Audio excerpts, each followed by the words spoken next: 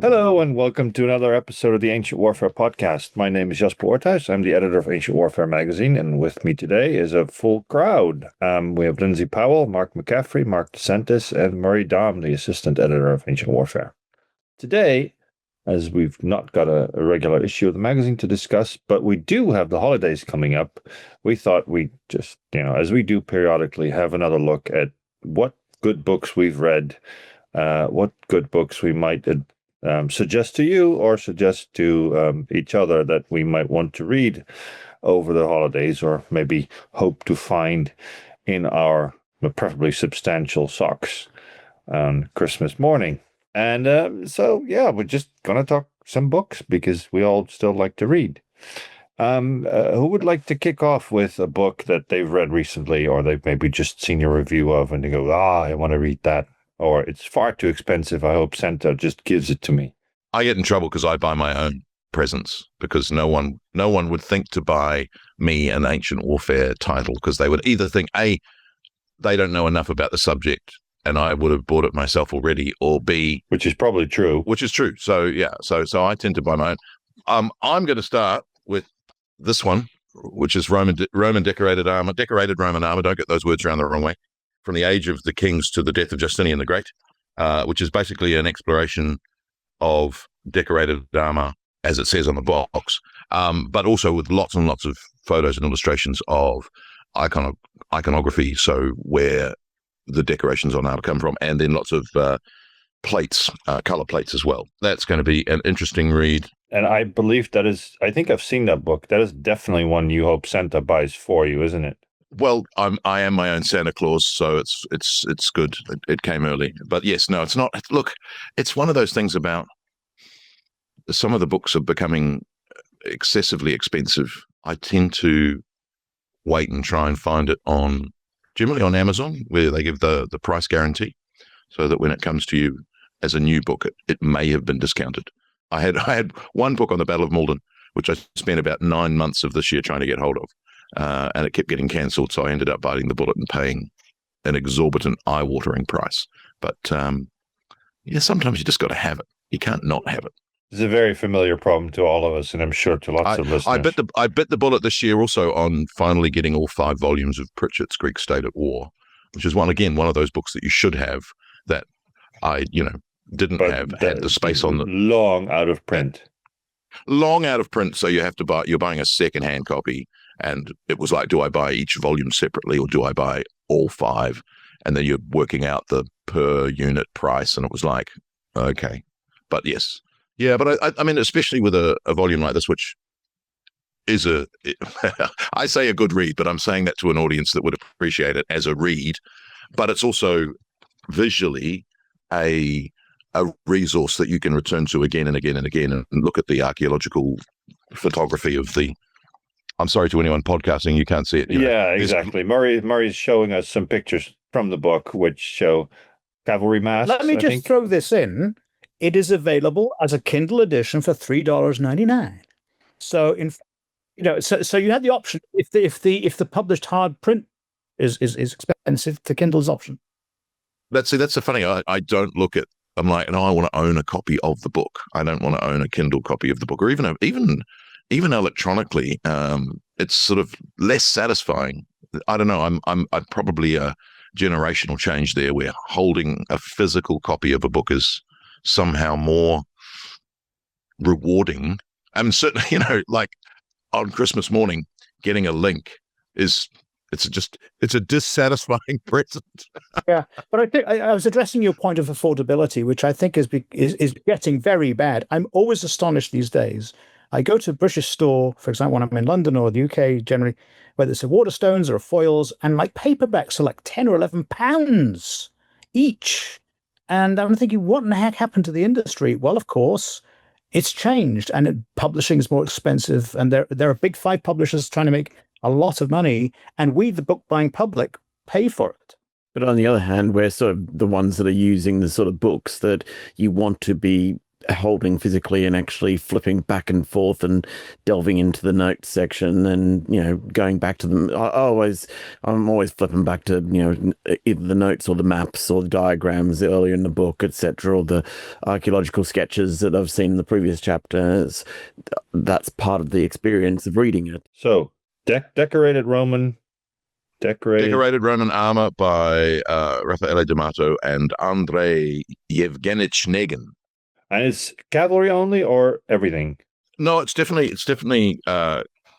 infantry and cavalry. The first half's infantry, and then it moves into cavalry. And there's an exquisite collection of photographs of cavalry masks and remains of helmets, which probably would make it a supplement to Robinson. Really, almost makes it worthwhile by itself, just for the photo collection. So I look forward to poring over that. Are there reconstruction images in there, or just there are?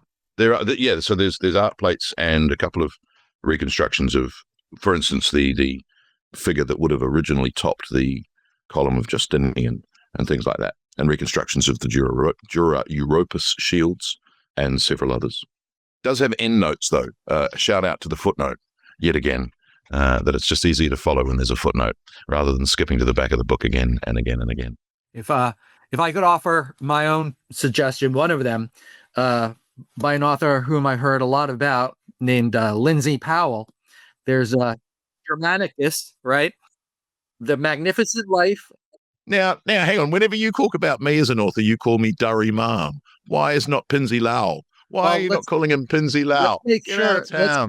Let's make sure we get this name right. The last name is spelled Powell. Germanicus, The Magnificent Life and Mysterious Death of Rome's Most Popular General. So he does die at the end, I presume, right? I'm sorry to give that away. I'm still working my way through it, and I hope to have it completed after Christmas when I have some free time. But it's wonderful going as it stands right now. So definitely, I recommend everybody pick this up. It's right there in the that I Claudius era.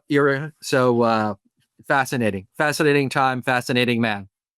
I think that Lindsay Powell has written other things. I'll have to check that out. Just find out for it. Well, everybody. I think it's more like he starts at the the beginning of the Principate really, and has filled in the gaps. So I think we've covered the first 80 years of the empire now in Lindsay's books of looking at Germanicus and Drusus and Augustus, obviously, and Tiberius now. Have I missed one? I've missed one. There's one. No, you're well. I need to zoom in. Hang on. I just need to look over your right shoulder. 1 second. Yeah. There you go. There you go. And by the way, there are no plans to do any more Julio Claudian. So I think with Tiberius, that ends. So. I was going to ask, no Caligula. Come on. What about Caligula at war? At least it'll be slim. Well, so here's the thing, right? And it's funny. I'm just putting together a curriculum for teaching people how to do nonfiction because it's an area that a lot of people are interested. And it's changing. As you know, Mary, that the industry is very different now than it used to be, let's say 10, 15 years ago. People aren't paying advances, for example. But the point is, if there are very good books on the market already, I don't know what I can bring to the conversation. So the series I brought a sort of my career experience about leadership and that type of thing. And I just thought in the case of Tiberius, he'd been just generally slandered. I actually wrote an article for Ancient History magazine with that very theme. And Caligula has already been written by some very, very fine nonfiction writers. And I don't think I can improve on that. And similarly with Nero. One of the things with a lot of nonfiction now is that it has an angle. And I think the problem with the angle approach is that angle doesn't necessarily answer all the questions about this figure. And so what you find with those sorts of titles is they're agenda driven. Everything will be subsumed to the agenda. This angle is the right angle. And you're like, well, what about this other perspective? No, we're not looking at that other perspective. We're looking at this angle only. Let me grab that, right, Mari, because, well, angle can be a good thing and a bad thing. And one of my recommendations in a book I'm reading now is by Catherine Milne, Inside the Roman Legions. And her angle is that she grabs the career of Spurius Ligustinus at the start of the 2nd century BC, and she tries to go through. Essentially, what she's trying to do is fill in the blanks in as much detail as possible. What happens to a Roman legionary who becomes from the time that he's a recruit and goes through his career. He goes on campaign. He's in a camp. How does all this work? And this is stuff that a lot of the stuff is something that we're all very familiar with. If you read Polybius, especially Book 6, and some of the other famous sources that explain how the legion works. The interesting part is that mostly the books that we used to read take the sources as their guiding principle, take those big topics, and by going through a career and just really trying to take it step by step in as detailed a way possible, she has to pull in other sources and other things to think about. And I think that's a really interesting, different angle that is worth reading. So that's one for this year. I was about to be very diplomatic and say, well, there are angles and there are angles, because I think that there are some that absolutely work. And looking at, so if I was to use a negative version of it, I would say it's an agenda-driven title where everything is, and it's not, where as opposed to a lens where you look at something in a way that hasn't been looked at before. So taking a career and applying what we know from elsewhere to that career. I mean, one of the problems with a lot of books is that they'll talk about one thing like the structure of the legion.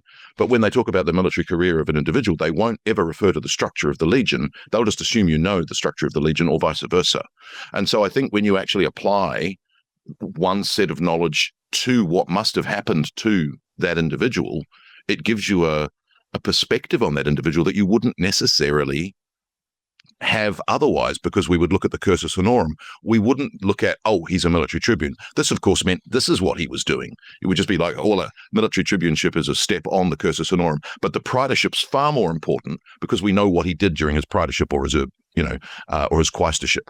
So that idea of this is what he must have been doing during this period of time is actually worthwhile keeping in mind, I think. In this case, the career is not really the point. The career is just a guide to just take you through that whole process of joining the army, training in the army, and then going on campaign and see how that works. I think it's a novel angle that is worth exploring. Yes, but it's remarkable to me that with all the reenactors that we all collectively know, a reenactment group has not done that already. Because you see, I think what that would bring is the additional, we've built the armor, we have worn the armor, we know its limitations and all that. We know it's very hard to walk, for example, 20 miles a day in this kind of kit, especially in the sun, in a way that someone in an office reading sources probably would not appreciate. I know from being with the industry, there is a particular smell and sound which comes from being in a woolen tunic under a layer of sheet steel, and it's very acidic. And the noise is a certain noise, and it gives you a different appreciation, I have to say. Well, that of course, Christian Köpfer and Florian Himmler and somebody else. They wrote a book about their experiments and the results 15 years ago, I think. That might just have been published in German, though. So. I know, by the way, that's a very interesting point you're right that make there, is that a lot of excellent scholarship and just books generally speaking are not available to English readers. And actually, it's the other way around too. I get people from Germany say, are my books in German? And unfortunately, no, they're not. And I think publishing, hopefully with AI and translations, will transform that in the years to come. I earnestly hope that will be the case. Yeah, I think the problem at the moment, I've got friends doing that, and they're using AI to translate the book. Problem is you need a reader in the destination language who can read the AI translation and go, that's not what you said. So in fact, the translation isn't giving a translation. It's I want to try and keep us on point. I want to hear what Lindsay would recommend.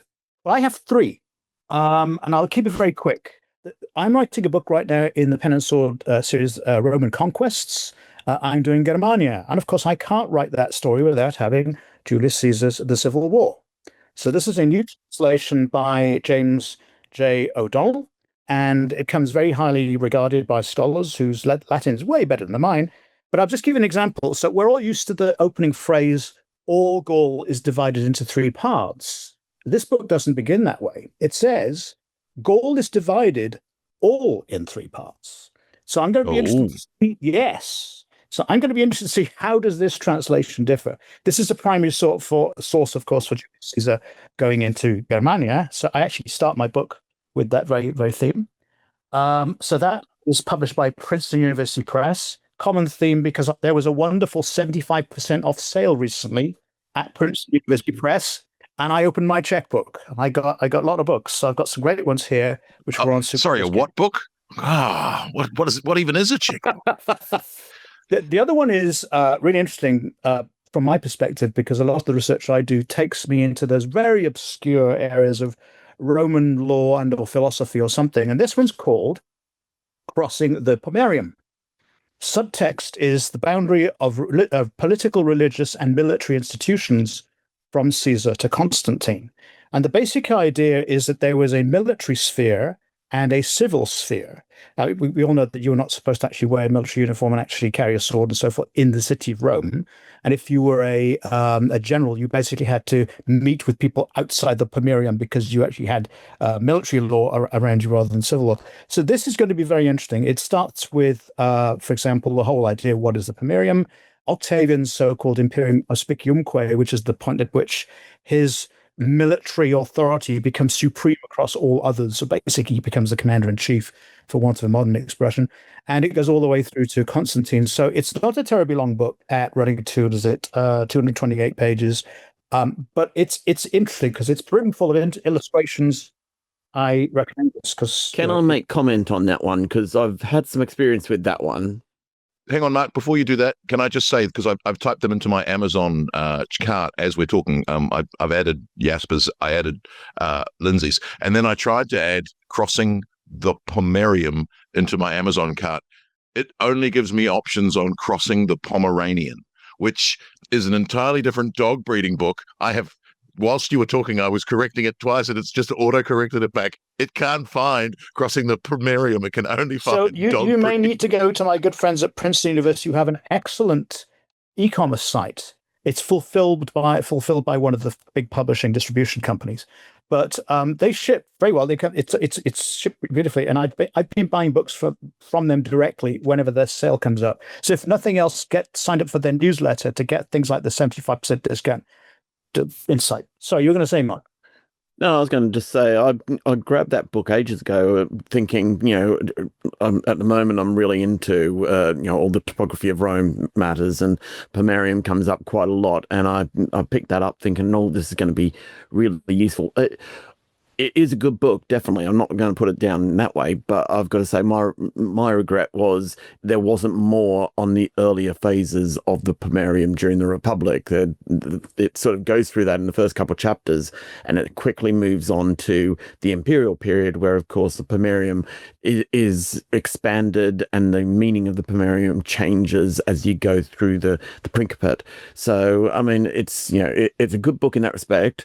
But it sort of leaves you wanting more of that earlier bit, which it sort of seems to hurry through. Sounds like a prequel book project for you, Mark. Well, it looks like the bibliography is running to about 20 pages or so, so you've got lots of research to do. But I like kind of books like this because they're written by specialists. You'll rarely find these in the bookshop because no bookshop.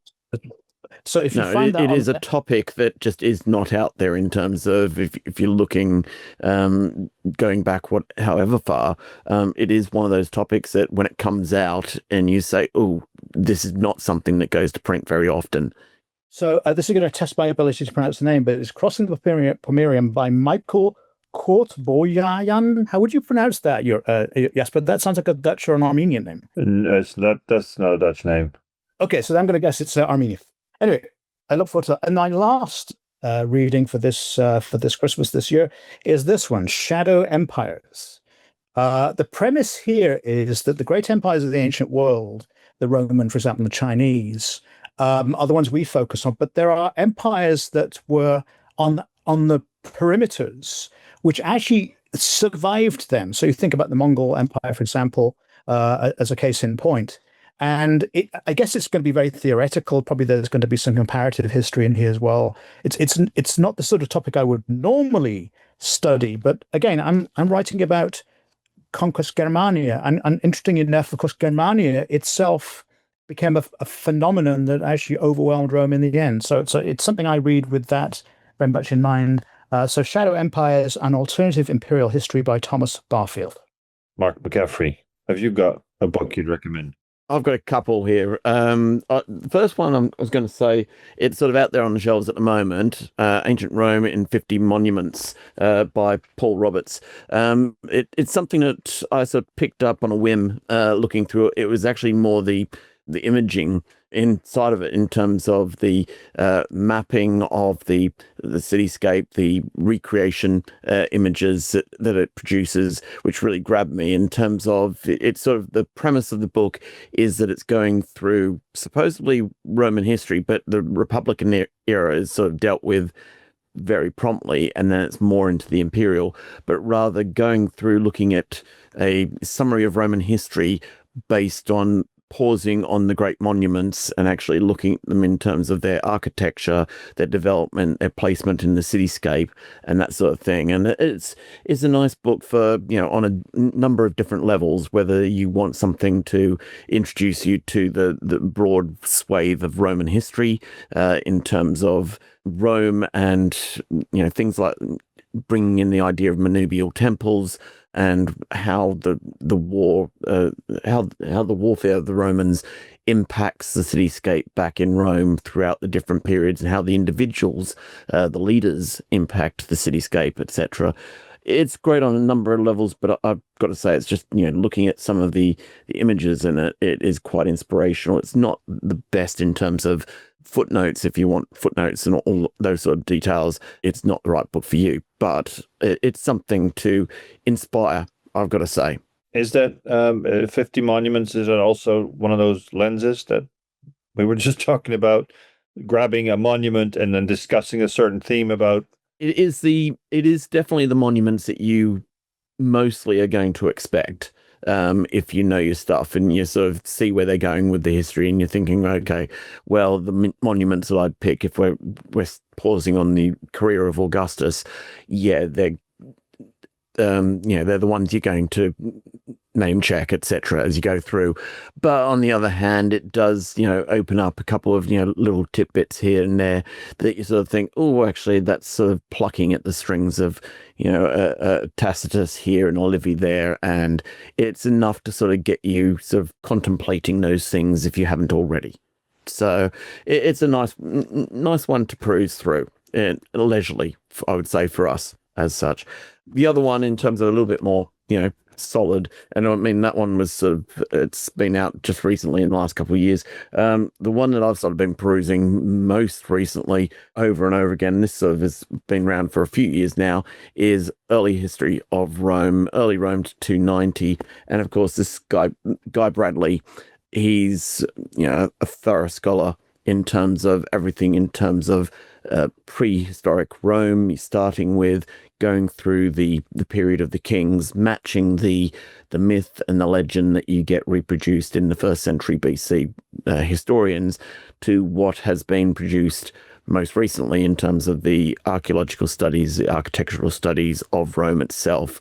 Really a thorough look, and also exploring areas that have sort of been discussed in the past by people like Peter Wiseman in terms of what is the history behind the history of Rome as such. So definitely something that you can sort of sink your teeth into in a lot more detail.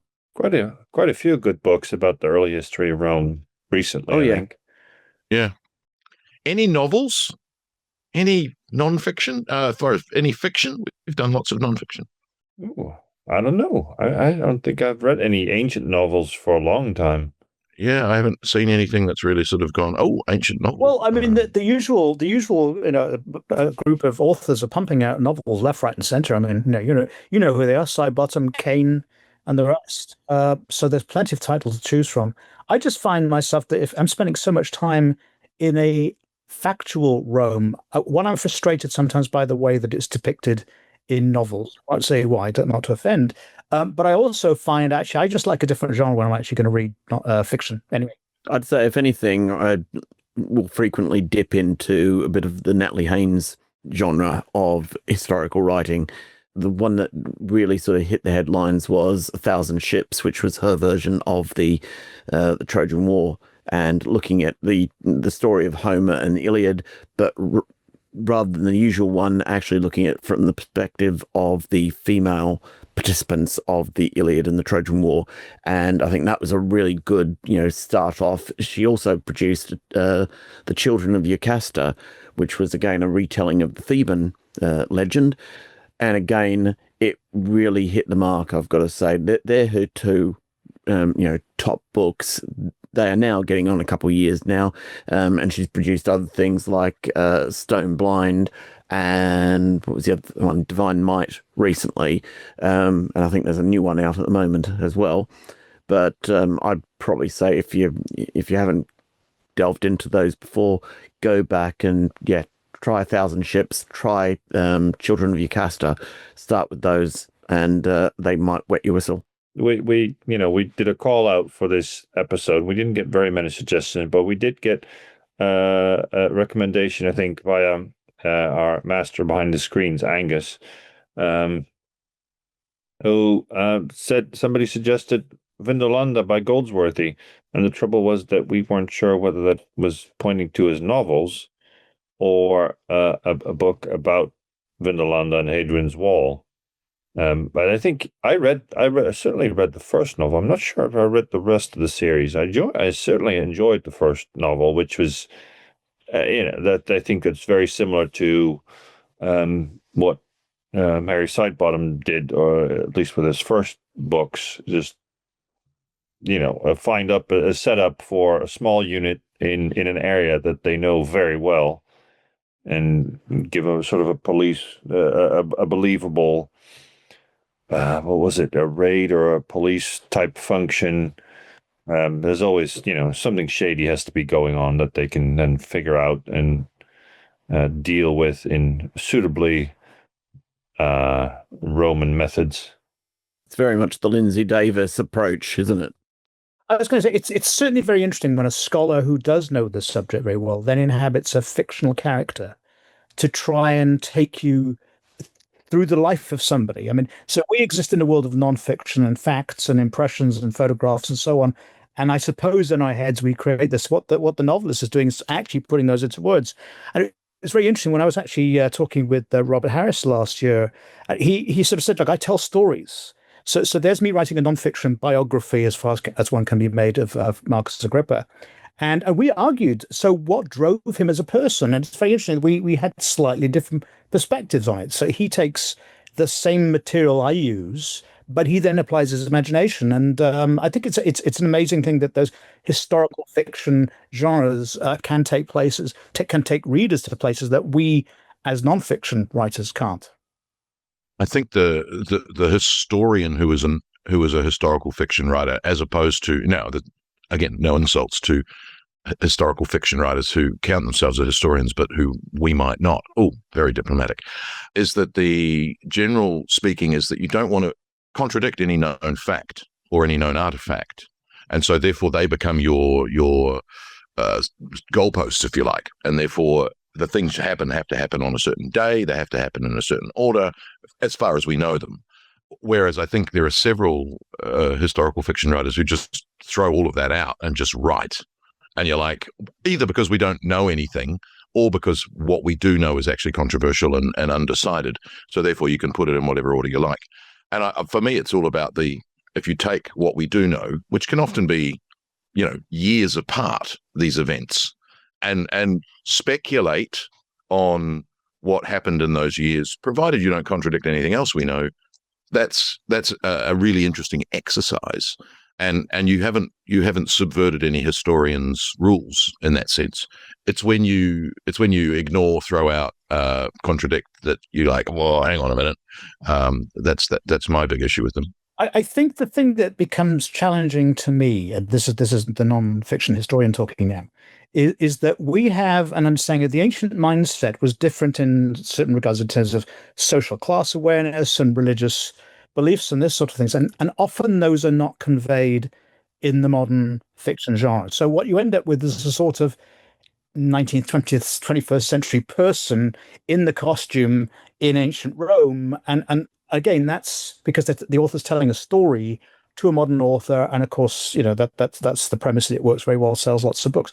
But that's what frustrates me, as I sometimes feel that I've read articles where people said, "Oh, well, the ancient people didn't really believe all the ancient gods thing. They went through the motions." I'm thinking, that is it. To me, that's a betrayal. Of course, they believed things. I mean, they were quite passionate about this. I always bring it back to Alexander the Great, that in order to watch the movie that Oliver Stone made, which is actually not as bad as people make out, but you needed a documentary. You needed a documentary first to explain, for instance, ancient Greek homosexuality and where it stood in ancient Greece. And then you've got the problem of, like, I'm not saying that is right or wrong, or that I advocate for it. Just that's the way it was as far as we understand it. Now you watch the movie. No one's going to watch your documentary. They're just going to watch the movie. These days, of course, they're going to get the AI summary of your documentary, which is going to get it wrong. And then you're going to be like, oh, no, it's ruined. So it's that. You're very judgmental today, Maury. Oh, no, I'm not being I'm being very on the fence, I thought, gosh. And I think the thing is that, yes, when you write a novel, the readers have to understand it. And therefore, you have to write it with the sensibilities of today. And so you get this artificial sort of identification with an ancient figure who has the sensibilities of a modern politician or a modern person. And you're like, well, and it's very tricky, I think, to put your mind back and make sense of things that are not believed today as a sort of a common system. And sort of actually having, like you said, like footnotes rather than endnotes in the novel to explain, oh, by the way, they actually thought this, and the festival, the Quinquatria, was important because blah, blah, blah. It would then become this rather strange hybrid genre being, this is a fictional story, but by the way, this is the factual bit. That's where I think the Flashman novels work, because he has footnotes to explain the actual history and then explains why his protagonist gets his history wrong. And you're like, oh, I love this approach. So, yes. I was going to say, just bouncing off what you're sort of saying there in terms of the struggle between the modern and the ancient, mindset, etc. One of the other books I had here actually today was Simon Elliott's latest offering up. It's just come out just recently in terms of the African Emperor. Again, another take on Septimius Severus. But again, just like you've been saying, the open gambit in terms of his take on it. Again, trying to find that sales point of why to write another book on Septimius Severus is again going back onto the identification of Septimius as the African emperor, and how far can we take that in terms of his physical appearance or his cultural qualities and values, etc., and how does race in the ancient world actually equate to race in the modern mindset, and did they have racism? If they had racism, what sort of quality were they criticizing or identifying people by, etc., etc.? So again, it's sort of struggling, and I'm not saying the entire book's like that. He does go into a good typical approach to the career of Septimius, but it is just one of those overriding themes running through the book again. Sounds like a podcast theme for our friends over at Ancient History. Yeah. But is it a book you'd recommend, or you haven't read it yet? I've only read part of it so far, so working my way through it, so I'll keep you posted. Right.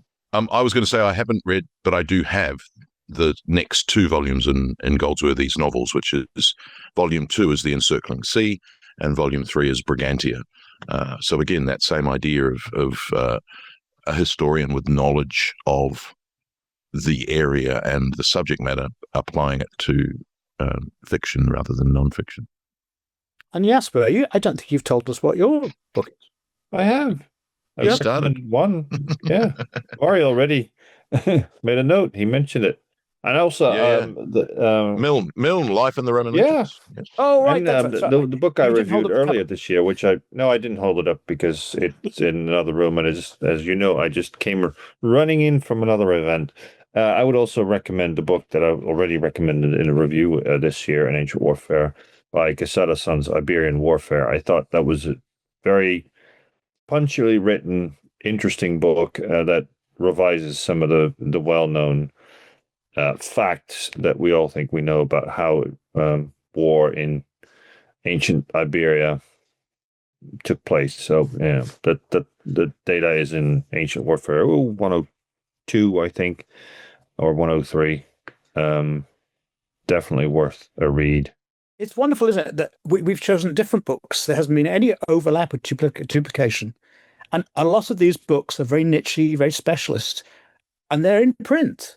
I mean, I think we have reasons to be cheerful that the publishing industry is I mean, doing this. it's both of mine are Pen and Sword, and Helion of course, has just started a whole new series about warfare in the ancient world.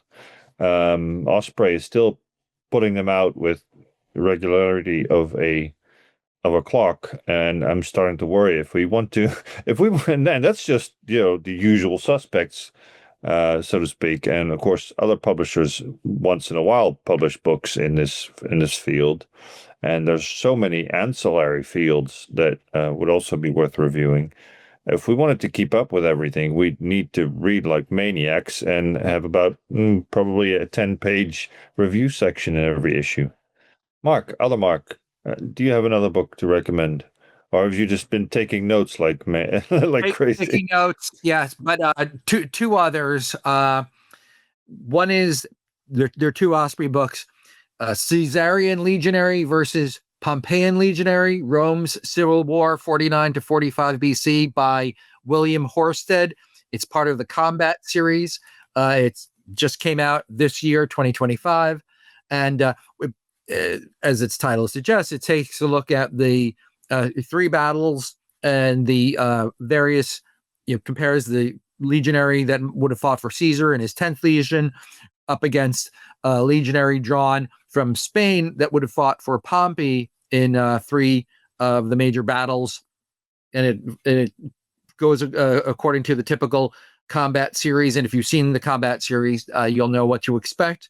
The second is from Osprey's Elite series. It's book 263. It's called Roman Cavalry Tactics from the Republic to it covers from the Republic to the late Empire. So that's my explanation of what it's about, how cavalry tactics evolved over several centuries. That's by MC Bishop, and that came out in 2025 also.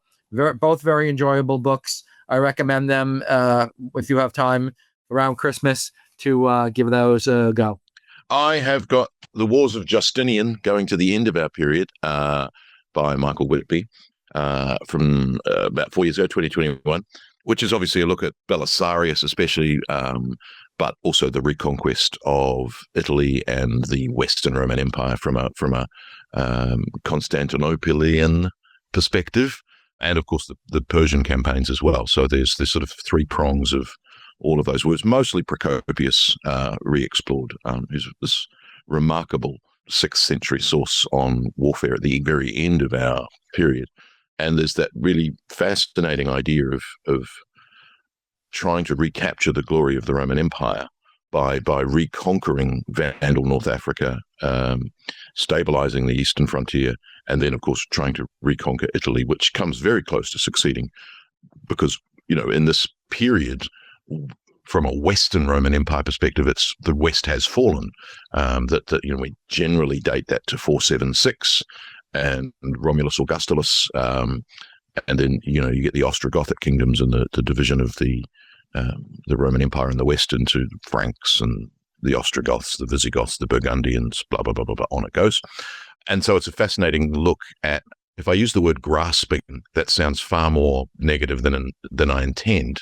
That attempt to reconquer, and the funny thing about that is, you see this attempt, and then you read about how Belisarius and other generals are always completely under-resourced. It's go and reconquer North Africa. I'll give you 15,000 men. You're like, what?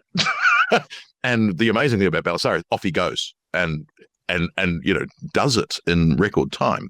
In 6 months, he's conquered the whole of the Vandal North African Empire, which is like, wow. And then, the same thing happens in Italy, and it's like, well, of course they're going to fail. You're hamstringing these generals with an expectation that they succeed, and then you're not giving them. I mean, I am talking about things that happened 1,500 years ago, not yesterday. But generals who are basically given this carte blanche and then given so few resources to achieve it, and are then blamed afterwards for that. Although the fascinating thing about Belisarius, of course, is that Belisarius then, is supposedly out of favor because he fails. And the idea that he's blinded, actually, the first time that occurs is in the 12th century.